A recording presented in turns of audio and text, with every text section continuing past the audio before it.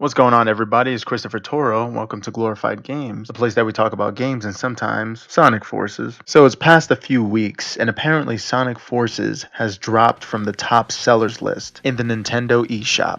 It's no big surprise that the sales weren't as consistent as they were the first week, seeing how the hype for the game is what mostly sold all those copies. But also, it could be due to the fact that Sega threw the Switch ports under the bus in an article stating that the Switch and Xbox One ports of Sonic Forces were inferior to the PlayStation 4 ports. And I guess at the time that wasn't counting Xbox One X since it didn't come out. And it didn't seem like they mentioned Steam either. But I don't know what Sega's tactic was by throwing other console ports under the bus. Maybe they were trying to save their review scores or coming up with even more excuses as to why the game is lacking. Sure, the Steam version of Sonic Forces looks amazing, PlayStation version as well, but that doesn't affect the fluidity of the game or the gameplay itself or even the content that comes with it. Sonic Forces most likely dropped in sales because the hype and talk died down. After beating the game once, doesn't seem like there's a lot of replay value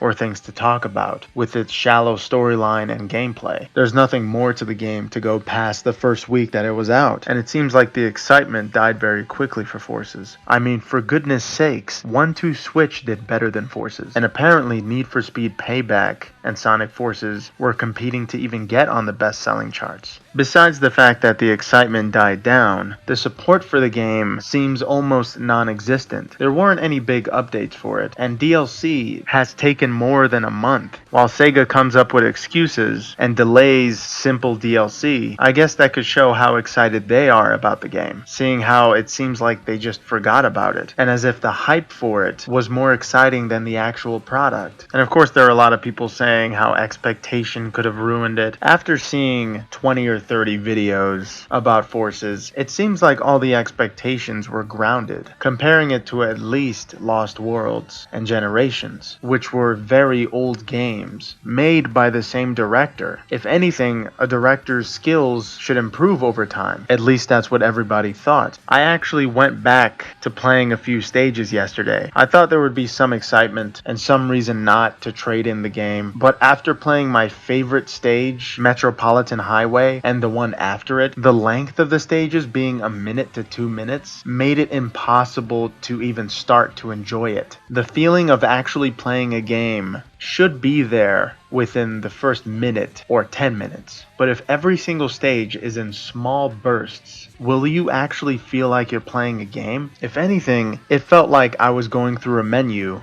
and then going into a QuickTime event that lasted 1 minute to 2 minutes, with reaction time being important and almost every stage's twist and turns being automated. It felt like I was watching a cutscene with specific buttons that I needed to press. There was no freedom involved. And that's after getting away from all of the hate and everything and taking a new and fresh look at the game after a month. All of these reasons could possibly be why the game didn't sell very well, because it's just not that good. If there was comprehensive and diverse gameplay to go with it, maybe it would be worth talking about today and replaying at least once. But after finishing it, I feel like I don't ever need to play it again. Like, there is no alternative way to play it. And shallow games don't have what it takes to be on bestseller charts. It was something specifically made to take advantage of nostalgia. Just like a lot of theorists said, Sega was just playing with our emotions. And because of that awesome soundtrack, they succeeded in some way. But like everything else, time will tell. And by the way everything looks, it seems like time told us everything we needed to know. Anyway guys, let me know what you think about Sonic Forces dropping from the bestsellers list. And why do you think it happened?